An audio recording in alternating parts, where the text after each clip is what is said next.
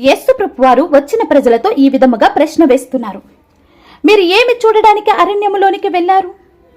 అక్కడ కుంటివారు నడుస్తుంటే, గుడ్డివారు చూపు పొందుతుంటే, చనిపోయిన వారు లెగిస్తుంటే, కుష్టి వ్యాధులు స్వస్థత పొందుకుంటే, అక్కడ దేవుని మాటలు వినబడుతుంటే మీరు ఏమి చూడడానికి వచ్చారు? కదులుచున్న రెల్లునా, లేక ప్రశస్తమైన వస్త్రాలు ధరించుకున్న వారనా, లేక ప్రవక్తనా? అక్కడ మీరు చూడవలసింది వీటన్నిటికంటే గొప్పవాణిని, వీటన్నిటికంటే గొప్పవాడు మీకు అక్కడ కనిపిస్తున్నాడు.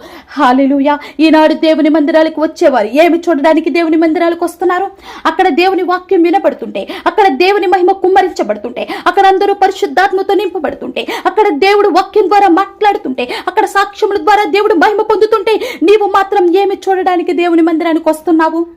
వచ్చిన వారిని చూస్తూ కూర్చోవడానిక, కబుర్లు చెప్పుకోవడానిక, నిద్రపోవడానిక, లేక అధికారాలు పదవుల కోసం కోరుకోవడానిక, విశ్వాసుల్ని చెదరగొట్టడానిక? వీటి కోసమైతే నువ్వు దేవుని మందిరానికి రానవసరం లేదు. వీటన్నిటికంటే గొప్పవాడు అక్కడ మహిమ పొందుతున్నాడు. ఆయన స్వరం వినడానికి, ఆయన మహిమను పొందుకోవడానికి, ఆయన కృపను కోరుకోవడానికి నువ్వు మందిరానికి రావాలి. మేలు పొందుకుంటావు. అంతేగాని వృధాగా కూర్చుని వెళ్ళిపోతే ఏ మేలు పొందుకోలేవు.